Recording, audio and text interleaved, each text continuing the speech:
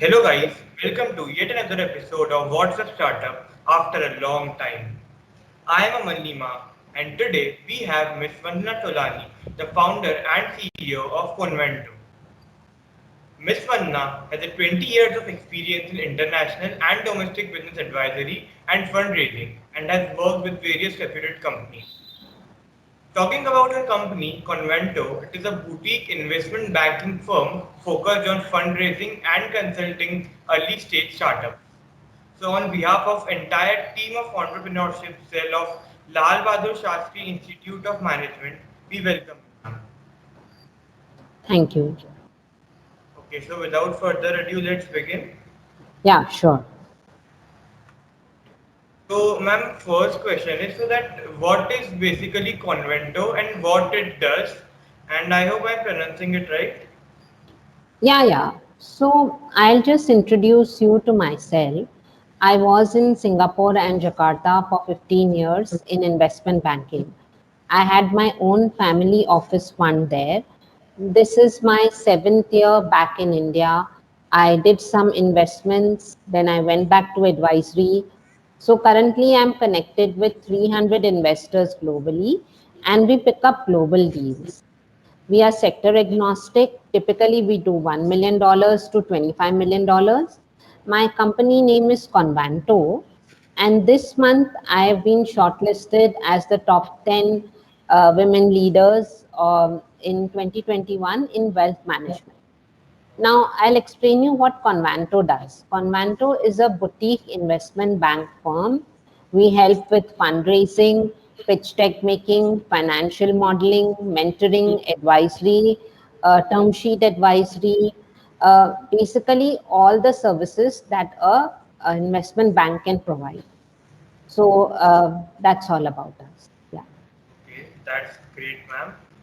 And ma'am, now can you explain it to our viewers that what is basically a boutique investment bank and how it is different from a normal one, like normal investment bank and a boutique investment bank? Boutique investment bank is a small investment bank which has which provides lot of quality work in terms of fundraising, in terms of pitch deck making, in terms of financial modeling. So typically, we are connected with the MDs of the funds. We don't do any cold calling to any VCs, PEs, angels, or HNIs. We have built these relationships by staying in the market for over 20 years. So when we say boutique, means it's a small firm, but its quality of the firm is pretty much high, and the services that we provide are based on the relationships that we have in the market. So that is what we call. What normal investment bankers do is that they just pick up lots of mandates and then they do cold calling, etc. We don't do that. We have proper finance background. We have been in this field for 20 years. We know the people in the industry. So it's a different, different quality association that we provide to any the startups that come to us. Oh, okay, ma'am. So, my next question is actually related to your journey. That how did you decide that you are gonna make a career in venture capital? How has been your journey in this space? So, see, I mean, I had moved to Singapore and Jakarta after I did some work in investment banking, and I already was running a fund there. When I came back to India, I just continued that work. So, basically, this has been my interest and area of interest, and this is what I wanted to do since way long back. So, I just did what I wanted to do. I didn't want to get into a job or be boxed in with somebody. I wanted to just do my own thing. The journey is, one needs to have a lot of patience, perseverance, consistency in this kind of a field, and of course, all it's not an easy journey. But if we are consistent in something, the results do come out. So, I would say that the journey has been really awesome so far, and I'm really enjoying my work. I have very good connects in the market. I'm closed a lot of good deals. Lots of funds are approaching me to pick up their mandates. So the journey has been totally awesome up till now. Oh, okay. So, ma'am, my question was that in your 20 years of experience in venture capital circle, you have seen startup systems grow from scratch Hmm. Hmm. to from their beginning, Hmm. and you have seen early phases of these startups also. So, how has been the startup ecosystem working in our country? Is different you feel from what we can see that international startup ecosystem? So, see, there is a cultural difference definitely, and with each country, there is a cultural difference that one needs to adapt themselves to.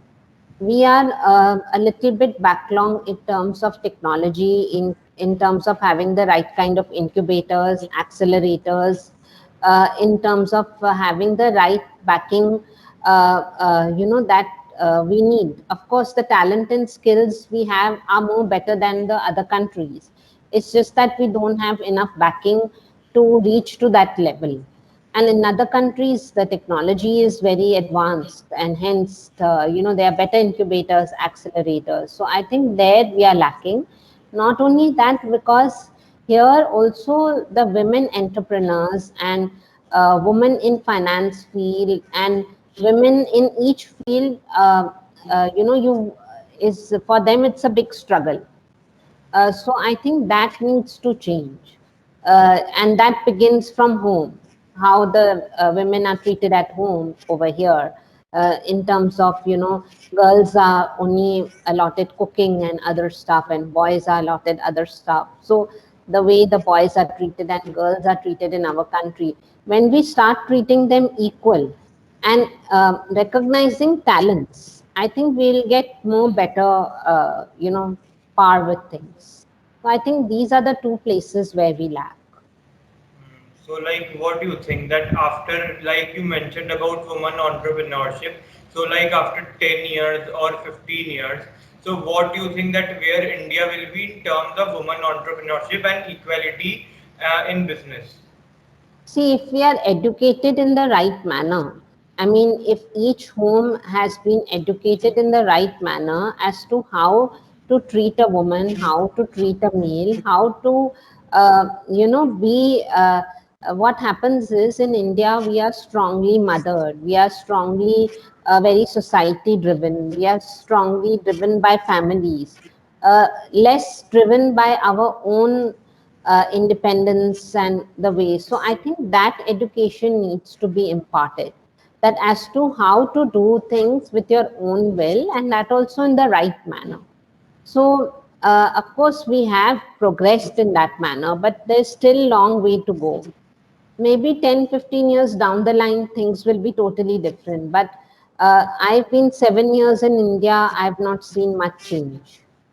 I think it will take a bit longer than that.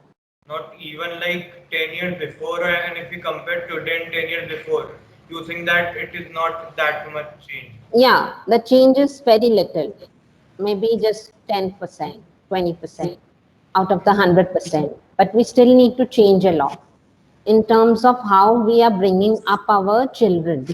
For instance, like for instance, I've seen mothers, they are forcing their children to have milk, and the children are vomiting. So in other countries, that's not the thing. If you are children are made to like milk in certain way, done different things with it, so they start enjoying that.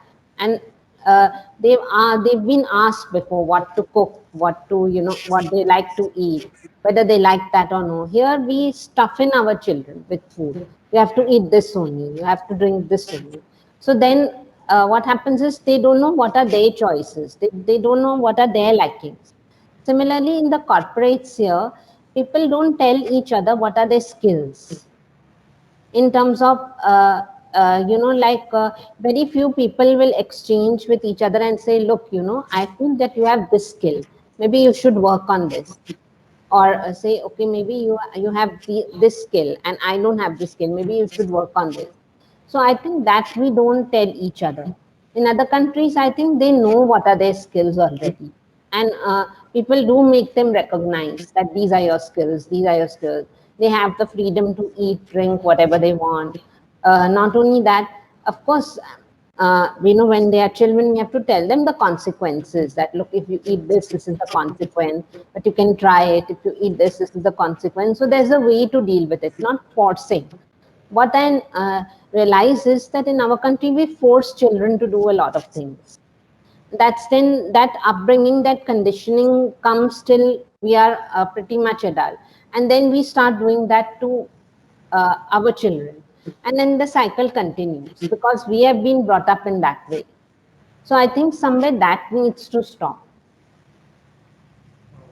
Okay, ma'am. We hope that change soon. So, as talking about like pandemic, so what has been your experience of COVID and the companies you have working, like the all the startups you are working with, which you are working? So last year in 2020, during the lockdown, we closed 4 deals. My experience has been very, very good. We did fintech, health tech, edutech, food tech deals, which have really done wonders in the industry. This month, we are closing 2 more deals.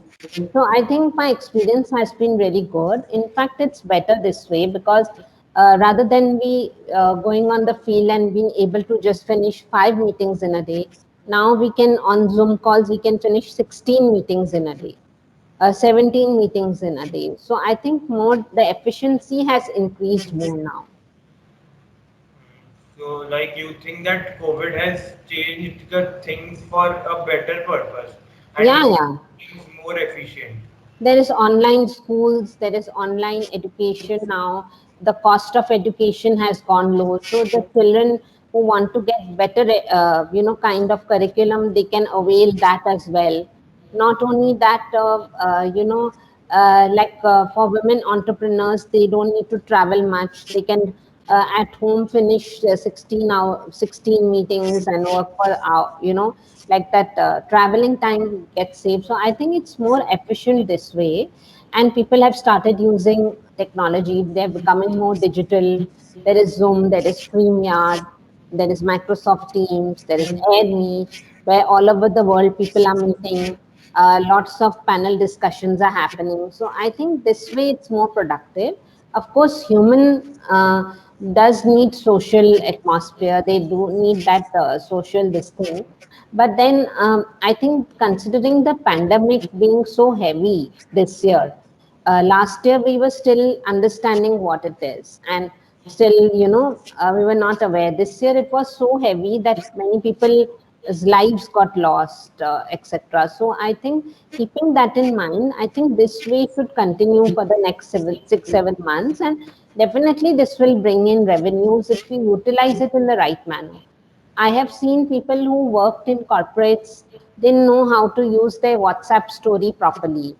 They didn't know how to use their Facebook story properly, LinkedIn story. Even if you make your LinkedIn in the right professional manner, you get a lot of, good interactions over there. So I think all these things, if you work upon, like we do click pictures and put on WhatsApp on birthdays and dinners and etc. But if we utilize these tools which are given to us for business, then I think we can really make wonders. I mean, life has become pretty easy. I order my milk, bread, vegetables all online. So for me, that time to just go to the supermarket and pick up things has also been saved. So I think it's better, and look at the positive side, that we traveling reduced. People started closing deals online. uh, that efficiency in work happened more, time saving more. So I think these some of the good factors that really helped us go through this pandemic. Working from home became available for many, so the cost of running an office got cut down automatically. I have my office in WeWork, Blue One Square, which is shut down now. Okay, so do you think like we will accept this as a new normal post-pandemic too? Like after all things have become normal, then also we will like most people will follow these things only. Yeah, because naturally, see, the pandemic is the virus is going to stay. All there'll be a third wave, there'll be a fourth wave. I mean, it's just there. It's not gone. It's there. So to avoid getting the virus, social distancing is important. Naturally, people would prefer this way more. Cost of traveling gets reduced in this traveling cities, traveling abroad, or traveling even intercities. So I think people would prefer this way more than going. I mean, once in a while, if we go out for really important stuff, it makes sense. But before, all the time we were going out for meetings, for one-to-one meetings with our clients, one-to-one meetings with the investors. So we were not able to cover up a lot many things. This way, technology has helped us interact freely. We are able to do things online and finish our work faster. So I think it's helpful to us in many ways. Regarding the socials, because human is a social animal, that I think still some people will meet over coffee meets and all because they are want to be social. But I think keeping in mind the current scenario of how heavy the second wave is, it's better to follow this route. Okay, ma'am. So, ma'am, my question was that what motivated to you to have your own venture capital firm? But I think you answered that. So now I will ask it to that only that how difficult it is to survive in this sector. See, I mean, it's not difficult to survive in this as long as you are positive, you are persistent, you are consistent, you have the perseverance, and you know what you are doing, and you have the knowledge. So I think it's not difficult to survive. I mean, look at other industries also. Everybody is trying to survive everywhere. So, I mean, this industry is not anything different. It's not out of the world or anything. It's just a financial industry. And for me, I mean, I always wanted to have my own firm and do this. And for me, it was easier also because I had the experience of abroad and I carried that network as well. So, what I feel is that it's not difficult. But yes, I did read the book, The Power of the Subconscious Mind. I keep myself centered and positive and calm. And, I do things in the right manner. So, naturally, if you do things in the correct manner, then I think your work speaks for you. So I think it's not that I did not get comments when I came in.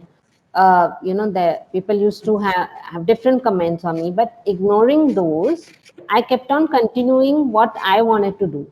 Hence, I could, stick to this industry. So see, I'll tell you, people around you will say positive things and negative things. It's up to you what you take it in and how firm you are on what you're doing. And if you have the faith in you and if you believe in yourself, I think you can just reach any level. So for me, I always believed in myself. I believed that this work would take a plunge, and I would be able to succeed. So I think that worked best for me. Okay, ma'am, that's great to hear. Okay, so moving on to next question that what has been the biggest change in pattern that has happened in your investments after the pandemic hit? See, we are more tech driven now. So we prefer fintech, edutech, ag tech, agri tech, health tech, food tech, and deep tech, AI, robotics. These are the things that are hot sectors right now, and investors want to invest in this. E-commerce, fashion tech, we don't do real estate, liquor, and solar. So we stay away from these three sectors, but all the other sectors, are definitely working, and the tech sectors are really hot. Now, even blockchain and crypto we are looking at. So, these are the different sectors that we look at. Uh, Gaming, we don't prefer much because, again, gaming has its pros and cons. But apart from that, all the tech sectors, I think, will really work wonders, especially health tech. If anybody has, I don't mind looking into it. Health tech, food tech, these are some of the hot sectors that I feel can do wonders. AI, robotics, IoT, these sectors are really going to do well. Okay, so as you mentioned about crypto, so we can see that now it is very risky. And like, Yeah. do you find any future in it? So what is your say in that? See, in abroad, it is happening, and it is happening in the right manner. In India, the laws and regulations don't permit us to do, hence it is not happening in India. But if it is done it in the right manner, then there is a future in that also, even in blockchain for that matter. So I think, so I'll tell you, when demonetization came in India, many people didn't know how to use Paytm even till then. Only when they were forced to use the digital payment system, that is when now, if you see, even the vegetable vendor, milkman, all cab drivers are using the digital payment system. So things changed because we were forced to use, right? Similarly, when Zoom lockdown came in, Zoom, everybody had to use Zoom. Many school teachers didn't know how to use Zoom. Many people didn't know how to use Zoom. So, because of the lockdown, they learned how to use Zoom, how to use these platforms. So they progressed. They were pushed to, push to do some progression, and they became proactive. There were other technology similar to Zoom that came in, StreamYard, AirMeet. In the beginning, people were like, "What is this? What is this?" But then when they started using, it became user friendly to them, and they could easily use it. So similarly, it's with crypto and blockchain. When we get used to that system, also automatically we will start liking it. It's all about how we change our mindset. We can use these technologies either to scam people or use it in a positive manner. Now, the crypto and blockchain that I work with, they are very good people. They are doing this same work in a very positive manner, but the laws in India don't support it. Hence, we are still at the back end. In Singapore, everybody is really doing crypto, blockchain, USA, UK. It's very common there. There's nothing new. So I think that's my take here. Okay, ma'am. So, ma'am, this is a slightly different question. So, it's been said that today's startups are making the world a better place. Yeah. So, this is what you even feel, or it's just a phrase like everybody is using? See, the thing is that it's a trend, but that doesn't mean that everybody and anybody can get into it. So, of course, startups is changing the things around us. But what is also happening is that because it's such a trend that anybody and everybody wants to get into it, not even realizing what they are doing. So, I think a balance needs to be created.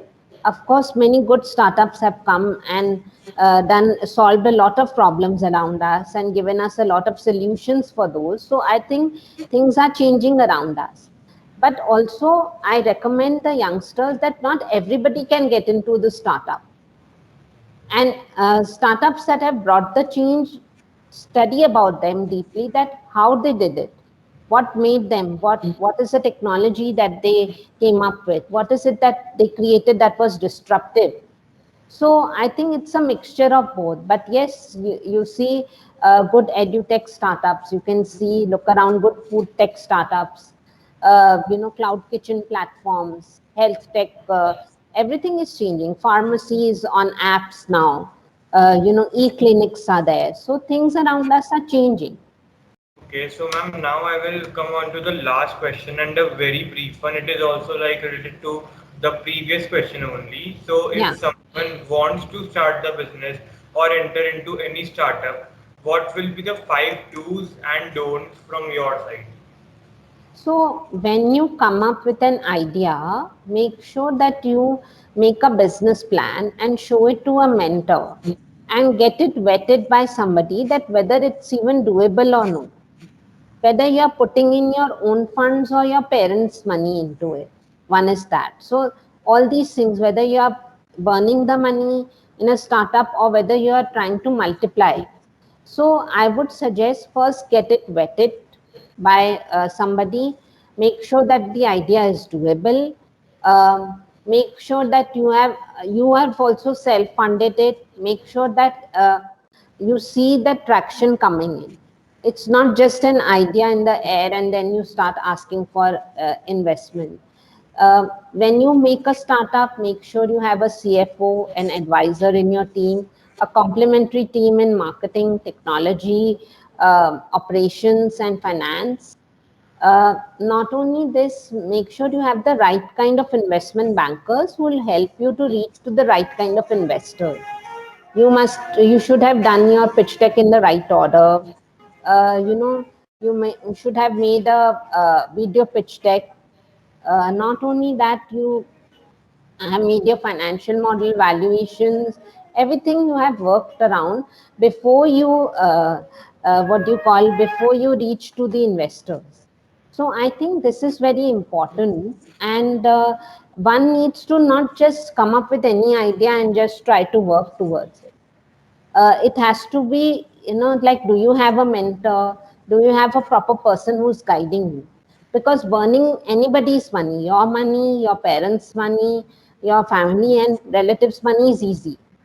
But multiplying it and taking it further ahead is the task that is need to be there. So again, I would recommend all the entrepreneurs to read the book, The Power of the Subconscious Mind. Make sure that when you are doing such things, your mind is totally in center. Okay, ma'am. So, you just mentioned about mentor, and I also have heard like you should have a mentor while you are Yeah. doing a startup or a new business. So, from where to find that mentor? See, companies like us, we do give mentorships also. Investment bankers have this special service or mentor. There are lots of mentors that you can find on LinkedIn. You can also somebody who has been in the corporate for several years in among your family friends and who's has the experience, you can even make them your mentor. So I think mentors are there, but you have to select the right one and not just go to anybody.